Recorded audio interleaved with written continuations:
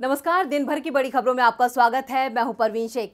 इस बुलेटिन में बात होगी मोदी सरकार की नीतियों के खिलाफ दूसरे दिन रहे भारत बंद की।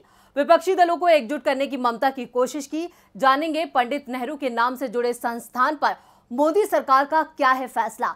उत्तराखंड बीजेपी में क्यों बढ़ रही है गुटबाजी। बात करेंगे कांग्रेस को निशाना बनाने वाले पूर्व कैग प्रमुख को मिले बड़े ओहदे की।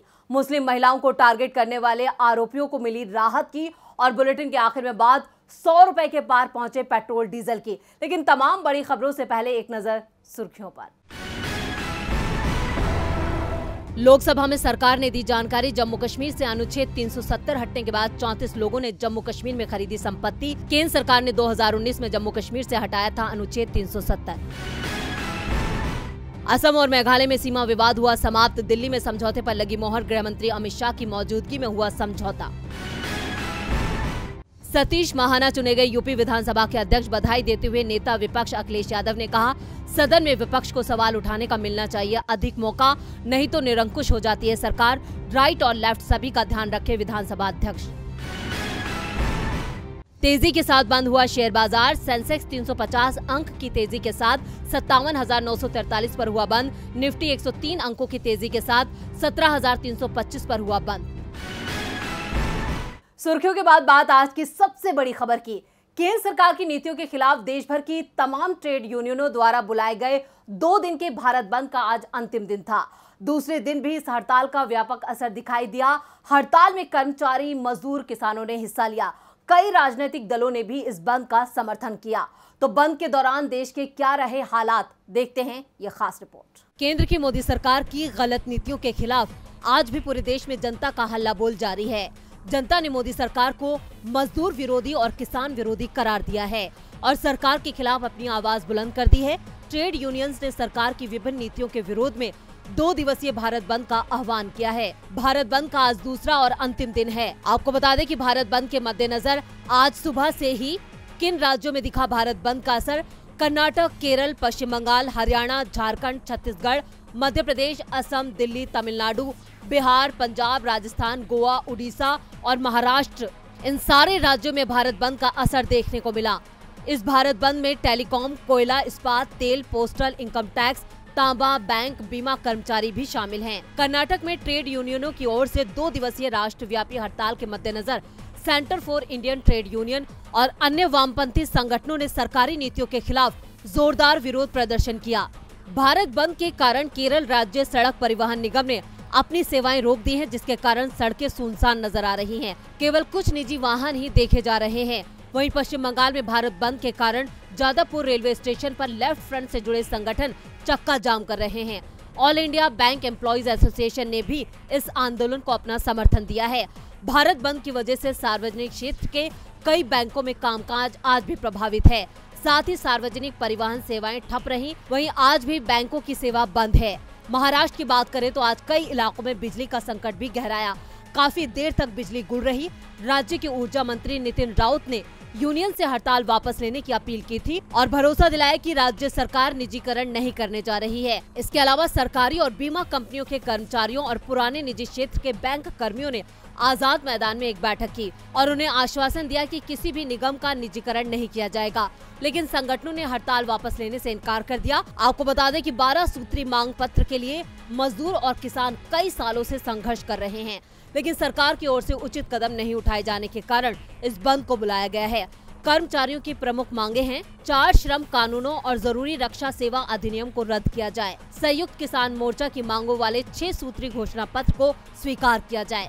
सभी तरह के निजीकरण को खत्म किया जाए। जो परिवार आयकर भुगतान के दायरे के बाहर हैं, उन्हें प्रति माह 7,500 रुपए की आय सहायता प्रदान की जाए। मनरेगा के लिए आवंटन बढ़ाया जाए। सभी अनौपचारिक क्षेत्र के श्रमिकों के लिए सार्वभौमिक सामाजिक सुरक्षा प्रदान की जाए।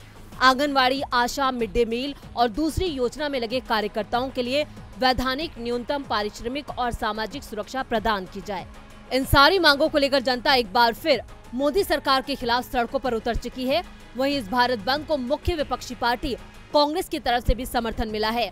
कांग्रेस की तरफ से कहा गया है कि राहुल गांधी बंद में शामिल वर्गों की मांगों के पक्ष में अपनी बात लगातार सरकार के सामने रखते आए हैं और आगे भी जारी रखेंगे। अपनी मांगों को लेकर ट्रेड यूनियनों में जबरदस्त एकता दिखाई दे रही है।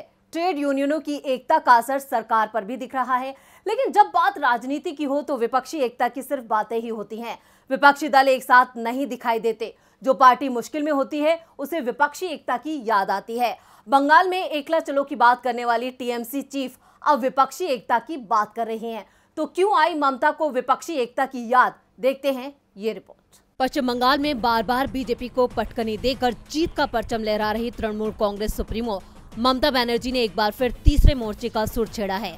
बीजेपी के खिलाफ विपक्ष को एकजुट करने के लिए दीदी ने गैर बीजेपी मुख्यमंत्रियों को खत लिखा है और उनसे बीजेपी के खिलाफ मोर्चा खोलने की बात कही है। खत में ममता ने लिखा है कि विपक्ष को सत्तारूढ़ सरकार को जिम्मेदार ठहराने के लिए एकजुट हो जाना चाहिए। विपक्षी दल के तौर पर यह हमारी संवैधानिक जिम्मेदारी है कि इस सरकार को उसके कामों के लिए जिम्मेदार ठहराएं और असंतोष की आवाज को दबाने का विरोध करें। मैं सभी से एक जगह पर सुविधा के अनुसार मीटिंग के लिए एक साथ आने की अपील करती हूं ताकि आगे के रास्ते पर विचार किया जाए। ये समय की मांग है कि इस देश की सभी प्रगतिशील ताकतें एक साथ आएं और इस दमनकारी ताकत से लड़ें। साथ ही ममता ने बीजेपी पर केंद्रीय एजेंसियों का गलत इस्तेमाल करने के आरोप लगाए। बीजेपी पर हमला बोलते हुए ममता ने अपने खत में लिखा कि मैं इस देश के लोकतंत्र पर सत्तारूढ़ बीजेपी की तरफ से हो रहे सीधे हमले पर चिंता जाहिर करने के लिए लिख रही हूँ। ED, CBI, central vigilance commission और आयकर विभाग जैसी केंद्रीय एजेंसियों का इस्तेमाल बदले के लिए निशाना साधने, परेशान करने और देश भर के सियासी प्रतिद्वंदियों को कमजोर करने के लिए किया जा रहा है। आपको बता दें कि ममता ने ये खत तब लिखा जब बीरभूम मामले को लेकर पश्चिम बंगाल बीजेपी और टीएमसी आमने सामने हैं। इससे पहले भी ममता ने तीसरे मोर्चे के लिए एनसीपी चीफ शरद पवार, शिवसेना सांसद संजय राउत, तमिलनाडु के मुख्यमंत्री एमके स्टालिन सहित कई लोगों से मुलाकात भी की थी। अब देखना होगा कि ममता की ये कोशिश कितनी कामयाब होती है। केंद्रीय एजेंसियों ने ममता के रिश्तेदारों पर कार्रवाई की तो ममता को विपक्षी एकता की याद आ गई। मुश्किल में सिर्फ टीएमसी ही नहीं है बल्कि वो हर दल है जो मोदी सरकार से लड़ता दिख रहा है। केंद्रीय एजेंसियों के रडार पर है और इसमें सबसे पहला नाम कांग्रेस से जुड़े नेताओं का है। कांग्रेस नेताओं पर केंद्रीय एजेंसियों की छापेमारी तो चल ही रही है और अब सरकार कांग्रेस नेताओं से जुड़ी यादों को भी मिटाने की कोशिश में लग गई है। 2014 में जब से देश की सत्ता पर बीजेपी का राज हुआ है, विपक्ष की पहचान मिटाने की कोशिशें शुरू हो गई हैं। पीएम खुद कांग्रेस मुक्त भारत की बात करते हैं। भारत से कांग्रेस का नाम तो नहीं हटा, लेकिन कांग्रेस नेताओं के नाम जिन संस्थानों से जुड़े हैं उनके नाम जरूर बदले जा रहे हैं। सत्ता में आने के बाद से बीजेपी कभी जगहों के नाम बदलती है तो कभी शहरों के, यानी बीजेपी हर जगह अपना नाम किसी न किसी रूप में दर्ज करना चाहती है और पुरानी सरकारों के नामों निशान मिटाना चाहती है। 2014 के बाद से बीजेपी अब तक कई बार नाम बदलने का काम कर चुकी है। बीते दिनों उसने भोपाल के हबीबगंज स्टेशन का नाम बदलकर रानी कमलापति कर दिया था, जिससे आदिवासियों को साधने की कोशिश की थी और मुस्लिम नाम हटाया गया था। लेकिन आज बीजेपी ने जो ऐलान किया है उससे साफ है कि बीजेपी कांग्रेस का नाम किसी भी चीज से नहीं जुड़े रहने देना चाहती। दरअसल केंद्र की नरेंद्र मोदी सरकार ने आज हुई बैठक में ये निर्णय लिया है कि दिल्ली के नेहरू संग्रहालय का नाम बदला जाएगा और अब इसे पीएम म्यूजियम के नाम से जाना जाएगा। यहाँ देश के सभी 14 पूर्व प्रधानमंत्रियों की यादों को सहेजा जाएगा।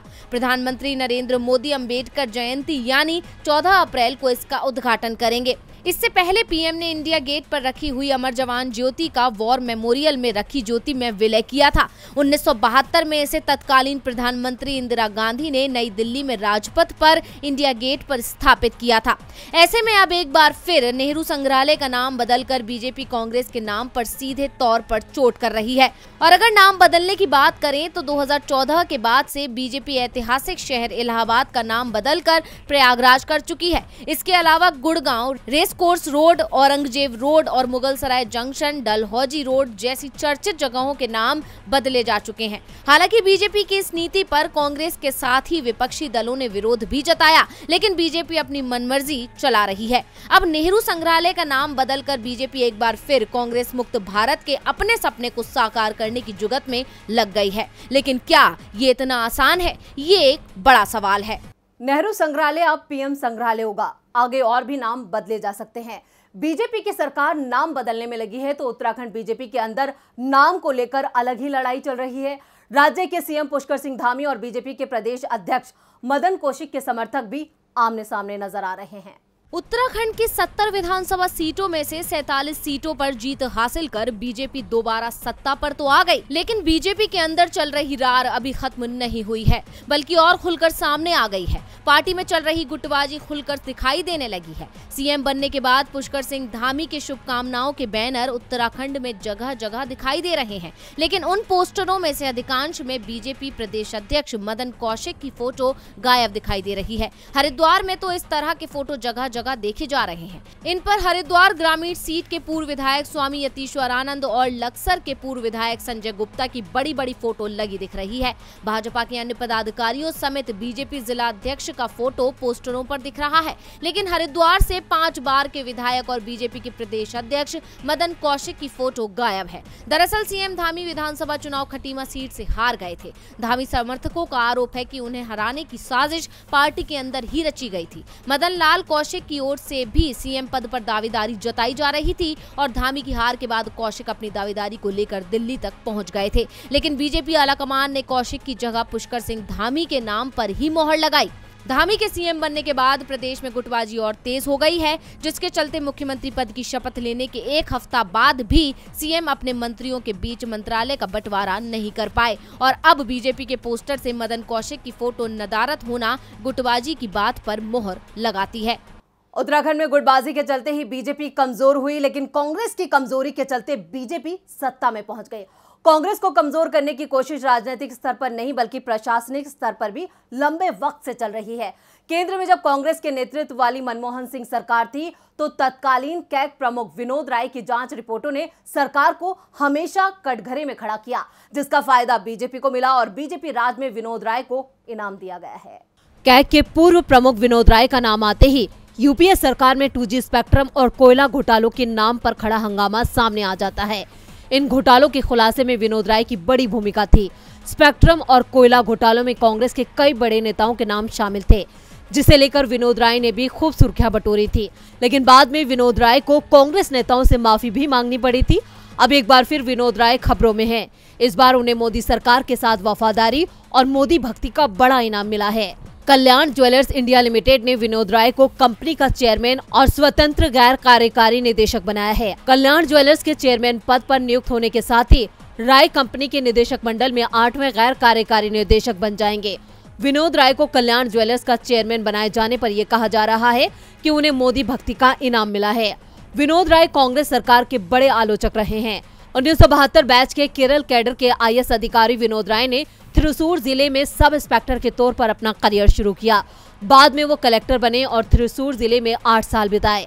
बाद में विनोद राय 1977 से 1980 के बीच केरल राज्य कोऑपरेटिव मार्केटिंग फेडरेशन के MD रहे। इसके बाद उन्हें केरल राज्य का मुख्य सचिव वित्त नियुक्त किया गया। इसके बाद वो कई और अहम पदों पर काम करते हुए CAG के पद तक पहुंचे। फरवरी 2016 में विनोद राय को बैंक बोर्ड ब्यूरो का चेयरमैन बनाया गया। ये पब्लिक सेक्टर्स के बैंकों में उच्च स्तर पर नियुक्तियों को लेकर सरकार को अपनी सलाह देते हैं। विनोद राय को मार्च 2016 में पद्म भूषण अवार्ड से नवाजा गया। कल्याण ज्वेलर्स के साथ जुड़ने पर विनोद राय ने कहा कि ये मेरे लिए सम्मान की बात है।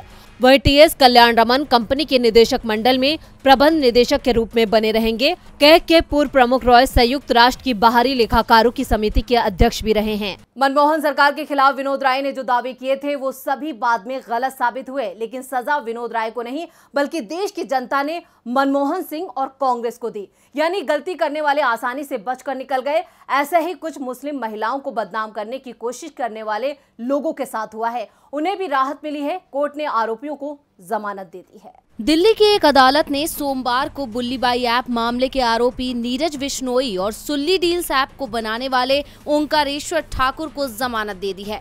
कोर्ट ने दोनों आरोपियों को मानवीय आधार पर जमानत दी है।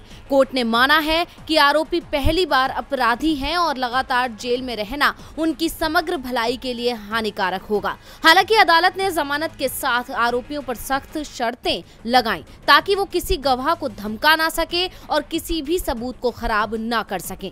अदालत ने जो शर्तें रखी हैं उनके मुताबिक आरोपी व्यक्ति किसी भी पीड़ित से संपर्क करने, प्रभावित करने या प्रेरित करने का प्रयास नहीं करेगा। कोर्ट के आदेश में कहा गया है कि आरोपी शख्स सबूतों से छेड़छाड़ नहीं करेगा, जांच अधिकारी को अपना संपर्क विवरण प्रदान करेगा और अपना फोन चालू रखेगा, साथ ही आईईओ को अपना स्थान प्रदान करेगा। आदेश में ये भी कहा गया है कि आरोपी देश छोड़कर नहीं जाएंगे और हर तारीख को अदालत के सामने पेश होंगे। इसके अलावा जमानत पर रहते हुए एक समान अपराध नहीं करेंगे। बता दें कि इन ऐप्स को लेकर कुछ समय पहले काफी घमासान हुआ था और सोशल मीडिया पर यह चर्चा का विषय था। दिल्ली पुलिस ने 1 जनवरी को सोशल मीडिया के गिटहब के ऐप पर नीलामी के लिए मुस्लिम महिलाओं की तस्वीरें अपलोड किए जाने की शिकायत मिलने के बाद अज्ञात लोगों के खिलाफ एफआईआर दर्ज की थी। वहीं मुंबई साइबर पुलिस थाने ने भी ऐप को विकसित करने वालों और इसे प्रोत्साहित करने वाले ट्विटर हैंडल के खिलाफ भी मामला दर्ज किया था।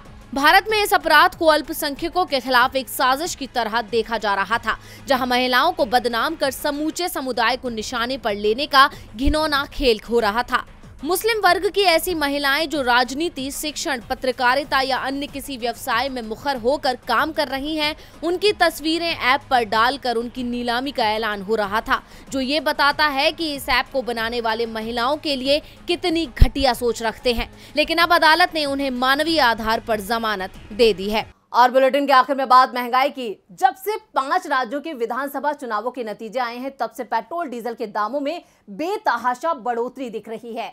धीरे धीरे ये दाम बढ़ाए जा रहे हैं और आज जो बढ़ोतरी हुई उसके बाद दिल्ली सहित कई राज्यों में ईंधन के दामों में शतक ही लग गया और पेट्रोल अब उसी कीमत पर पहुंच चुका है जो बीते साल दिवाली से पहले था। लेकिन सरकार इस महंगाई से बेपरवाह है। हाल ही में 5 राज्यों में चुनाव हुए, उनमें से 4 राज्यों के नतीजे बीजेपी के पक्ष में आए हैं। ऐसे में बीजेपी ने एक बार फिर आम जनता पर महंगाई का कहर बरपाना शुरू कर दिया है, या ये भी कह सकते हैं कि चुनावों में बीजेपी को जिताने के बदले बीजेपी जनता को रिटर्न गिफ्ट दे रही है। 2021 अक्टूबर में हुए उपचुनाव के जो नतीजे आए थे उसमें बीजेपी को करारा झटका लगा था।